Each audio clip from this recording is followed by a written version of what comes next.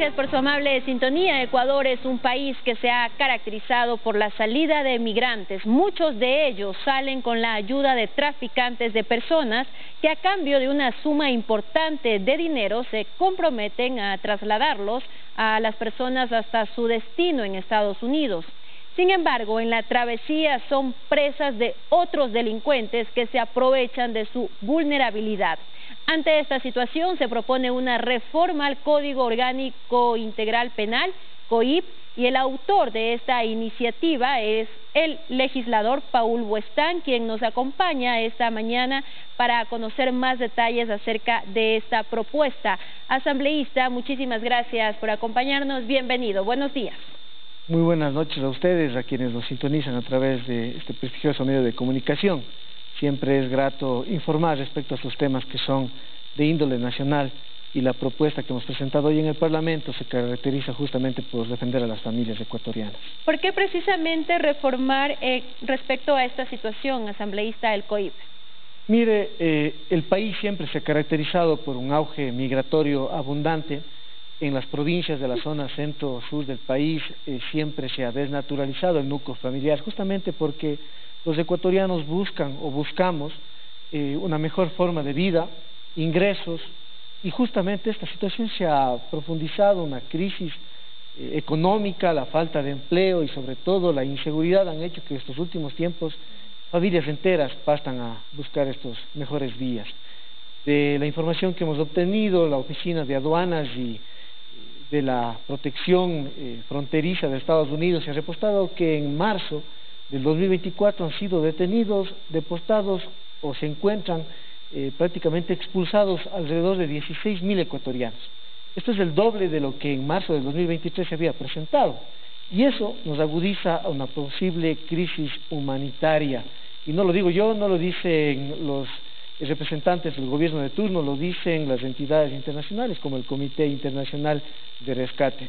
Esto ha hecho de que estas familias busquen y caigan en las garras de la delincuencia organizada, porque también se ha creado un narcocoyoterismo, que es una estructura criminal donde varias personas están poniendo sus actuaciones delictivas para poder generar ingresos a cambio de llevarles generalmente hacia los Estados Unidos. Y precisamente, ¿cuál es ese cambio que se haría en el COIP? Mire, el actual artículo 213 del COIP regula el tráfico ilegal de migrantes y habla de la persona, es decir, es un delito unipersonal, cuando hoy en día esto se caracteriza justamente por lo que manifiesto, que varias personas actúan de distintas maneras, incluso con la promoción de estos mal llamados paquetes turísticos, que son paquetes de coyoterismo, para anclar a las personas que desean migrar ilegalmente, y se van configurando este distinto tipo de personas, digamos, de actores del delito. Es por eso que cambiamos en primer lugar ese paradigma. Ahora podrán ser juzgados múltiples personas dentro del mismo delito. Además de esto, también está vinculado con el desarrollo de la tecnología, las redes sociales y también los medios de comunicación formales e informales promocionan el tema de la migración. Y recalco, estos llamados paquetes turísticos que están disfrazados y lo único que hacen es anclarle con el sector coyotero para que puedan estos transportarse de lugar a lugar. Además de esto también, la actual norma establece solamente como protección a grupos de niñas y adolescentes, que son generalmente los más vulnerados. Hemos visto cómo muchos han quedado huérfanos en el camino. Lo que pretendemos es también incluir a personas de grupos de vulnerabilidad, como son las personas con discapacidad, los mayores adultos, y existen incluso niños que tienen doble vulnerabilidad, son discapacitados y también por su edad no tienen esa facultad para poder decidir por sí mismos.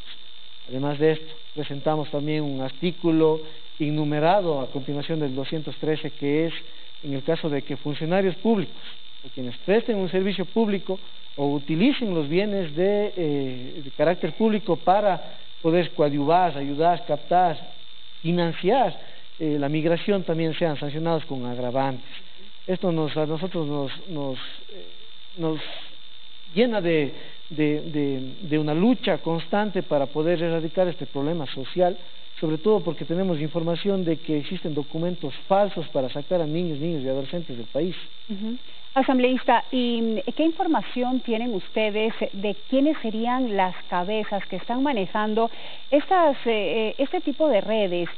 Porque finalmente los que caen son los coyoteros, que son los que ejecutan, pero ya en la parte final este delito. Sin embargo, hay cabezas importantes que de pronto no están siendo sancionadas como se debe.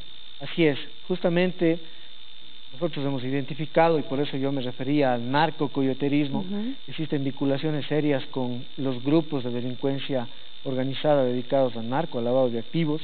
Estas personas, aparte de que ya por sí el trayecto es un calvario para las familias ecuatorianas, caen en manos de estos sectores que son extorsionadores, se conectan con la familia que queda aquí en Ecuador, hacen que se desprendan de sus bienes patrimoniales, lo poco que han tenido a lo mejor, que se endeuden a través de créditos en instituciones financieras, y a cambio ¿de qué? De dejarles que sigan su trayecto. En este trayecto se dan delitos sexuales, se dan delitos en contra de su integridad física, psicológica, es decir, es un verdadero infierno lo que viven las familias ecuatorianas. ¿Se tiene alguna cifra de los desaparecidos ecuatorianos que han emprendido este viaje y que simplemente nunca más se volvió a saber de ellos, que sus familias perdieron su rastro? Actualmente, de lo que se tiene, de la información de marzo que me refería a un inicio, de los que han sido, los que llegan y los que están presos y expulsados, se tiene un dato certero. Sin embargo, en el camino hay muchos desaparecidos. Usted ha hablado de 16,000 ecuatorianos expulsados. Y son ecuatorianos que son estafados, pues sus dineros no son devueltos, a pesar de no haber cumplido con el ofrecimiento inicial que es llegar a Estados Unidos. Así es, en el trayecto, los migrantes de las versiones que tenemos, la mayoría cancela un contacto, un enganchador que esté en el país, luego de esto pasan hacia otro territorio en donde existe otro personaje que a través de esta extorsión hablan de sumas de dinero de hasta $10,000 para poderles dar ese paso al sueño americano que lo conocen la mayoría de ecuatorianos, y así van generándose una serie de extorsiones que llega a sumar una cantidad económica bastante fuerte, y cuando no llegan, regresan al país, se dedican solamente a perseguir la fiscalía al enganchador, y no tenemos esa conexión con los otros personajes del delito. Y justamente, hablando de que es un delito de delincuencia organizada transnacional, se podría incluso aplicar ya con las reformas que han sido aprobadas en consulta popular con la extradición. Ese es el objetivo, de que de una vez por todas se desmantele un sistema que lamentablemente incluso negocios privados, abogados, estos centros turísticos, estos centros de venta de viajes se encuentran involucrados, y las personas jurídicas tampoco responden por los delitos. El actual artículo establece que solamente se sancionará con la eliminación de la persona jurídica, pero existe un responsable atrás de la persona jurídica que debería también hacerse cargo de esa indemnización, de esa reparación integral a la víctima, que es también parte de la propuesta que presentamos. Asambleísta, le escuché decir sobre unas sanciones legales penales que se contemplarían en esta reforma al COI por narcocoyoterismo. ¿Cuáles serían esas sanciones? Mire, actualmente el artículo 213 establece, en el caso de que las personas que coadyuven, que promocionan, que capten, que financien a las personas para que puedan migrar ilegalmente, una pena de 7 a 10 años. En el caso de que se trate de personas vulnerables, de niños, niñas y adolescentes, va de 10 a 13 años. Y en el caso de que se cause la muerte de la persona que está migrando, va de 22 a 26 años. Lo que nosotros pretendemos es, en el caso de los niños, niñas y adolescentes, que son grupos de atención prioritaria, existan agravantes a más de las que se encuentran ya estipuladas en el Código Orgánico Integral Penal, así como también cuando existen muertes múltiples. Esos 26 años podrían tener la pena máxima que se establece en el país, que son hasta de 35 años, porque son delitos sumamente atroces y graves. Y aparte de esta normativa asambleísta, ¿qué otras herramientas se pueden utilizar para poder mitigar precisamente esta problemática que es la migración ilegal? Mire, parte del problema es la falta de política pública, y no vamos aquí nosotros a lavarle la cara a nadie, yo perdón que sea frontal, pero el gobierno de turno nos falla con el tema de la generación de empleo. Se aprobó un proyecto de economía urgente en el que se hablaba de la creación de 50,000 plazas de empleo. No conozco una sola que haya llegado a la provincia del Cañar, No conozco cuál es la política de generación de empleo, si es que todavía tenemos una inseguridad que está haciendo de que los negocios y sobre todo los emprendimientos fracasen por las extorsiones de los delincuentes. Así es que todo esto va anclado de un verdadero cambio en la estructura estatal y de política pública que refuerce que los ecuatorianos piensen y tengan la certeza de que va a existir oportunidades en este país. Eso es lo primordial. Y luego de esto, claro, desde la legislatura, la normativa que nosotros podamos colaborar para erradicar este tipo de delitos va encaminada a proteger ese núcleo de la sociedad, que es la familia, ¿no? La familia ecuatoriana. Asambleísta, y esta solicitud o esta iniciativa de reforma, ¿en qué estado se encuentra dentro de la Asamblea Nacional? ¿Ya pasó a la Comisión de Justicia, que es donde le corresponde? El día de hoy ingresamos este proyecto, porque nada es improvisado.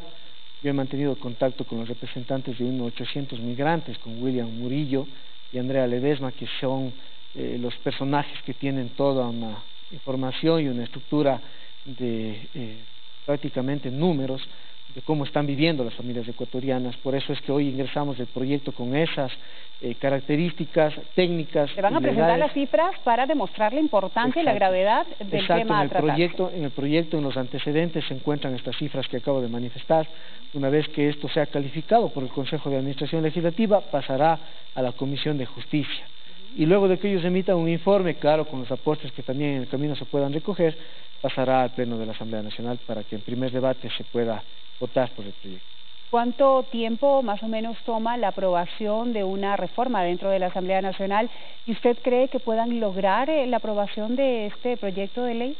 Creo que es importante, sobre todo por la naturaleza jurídica que en él va englobada. El tiempo aproximado de discusión sería de 3 meses. Sin embargo, actualmente existe la posibilidad de que en el proyecto de reformas al COIP aprobadas por la consulta popular, los cuerpos separados puedan ser inmiscuidas en el mismo tema y hacer un solo debate en los 60 días que establece la normativa parlamentaria. ¿Cree usted que para la aprobación de esta propuesta de reforma se dejen de lado las banderas políticas? Porque en ese caso no contarían ustedes con el apoyo de la bancada de ADN. Sí, es bueno, yo creo que en el país se necesita seriedad en la política, se necesita un compromiso y un pacto directo con el pueblo ecuatoriano, y es por eso que, por ejemplo, hoy, cuando yo me refería al proyecto, decía que nosotros le dejamos atrás a todo tipo de actuación política, de persecución política, de a lo mejor un espacio de rechazo, eliminación de organizaciones políticas, como es lo que está sufriendo el Construye, y seguimos dándole esa fuerza, esa mano amiga al pueblo ecuatoriano. Así es que lo mismo debería pasar en la política y en el Parlamento. Dejar de lado los colores, los números, las banderas, trabajar por el pueblo ecuatoriano, porque créame que estoy acá para responderle a mi provincia y al país, por las acciones y por los pasos que dejemos con huellas y trascender juntos, ¿no? Eso es lo que nos interesa, hacer algo por este país y recuperar esa dignidad que se ha perdido dentro del Parlamento. Asambleísta, consultarle si es que existen otras propuestas dentro de la Asamblea Nacional con respecto a la migración ilegal. Hay casos en que hay varias propuestas y en algunos casos se unifican, en otras no. Hay distintas propuestas, pero que caen en otra materia legal. Por ejemplo, hay, entiendo, en la comisión pertinente una reforma a la Ley de Movilidad Humana que establece ciertas situaciones de carácter administrativa para repeler el tema de la migración, pero de carácter netamente penal punitivo del Estado es esta que yo he presentado.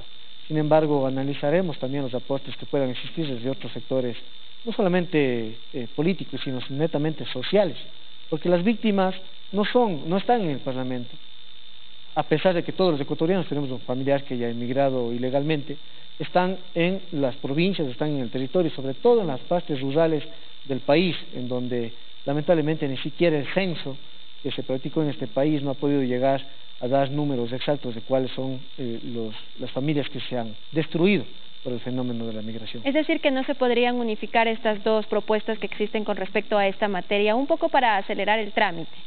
Bueno, si es que son temas de la Ley de Movilidad Humana, no se podrían unificar con el Código Orgánico Integral Penal porque son distintas materias, y en materia legislativa, en materia sobre todo normativa, existe un principio de unidad material normativa, Entonces, no podemos desnaturalizar cada uno de los objetos y los fines de la normativa. ¿Y cuál es su expectativa con respecto a la actuación del sistema de justicia si es que se llega a aprobar esta propuesta que es de tipo penal? Bueno, en primer lugar, yo creo que durante este tiempo hemos visto muestras de lucha contra la corrupción erradicada en el sistema judicial.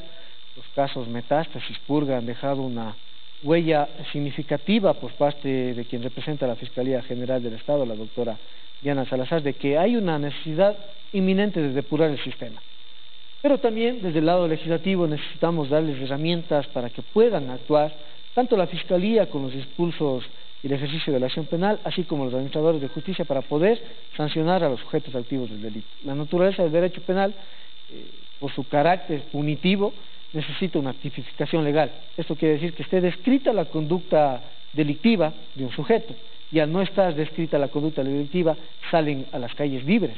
Entonces, por eso es necesario de que se vaya, sobre todo, modificando y cambiando a la realidad actual que vive el país la normativa penal. Asambleísta, ¿cómo se está preparando el bloque de Construye para la llegada de los proyectos de ley producto de las respuestas que dio el pueblo ecuatoriano en la consulta popular? ¿Van a respetar la decisión de la mayoría?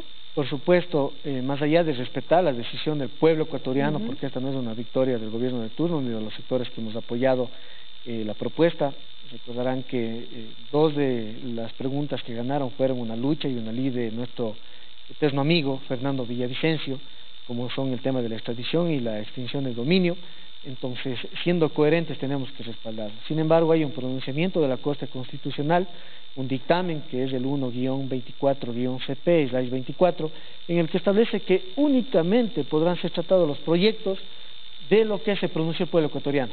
Así es que esto también tiene que quedar claro para los legisladores, porque hemos tenido sorpresas en el Parlamento, agendas de impunidad. Las anteriores reformas al Código Orgánico Integral Penal fueron denunciadas por la organización Construye, en las que venían implícitas revisiones al recurso de revisión, valga la redundancia, venía implícito una intervención directa en las investigaciones previas, y eso no puede pasar en el Parlamento. Estamos para legislar en beneficio del pueblo ecuatoriano, no en beneficio de los delincuentes, mucho peor de los prófugos. Agradecemos a la asambleísta Paul Huestán por habernos acompañado esta mañana en nuestro espacio de opinión a fondo. Así nos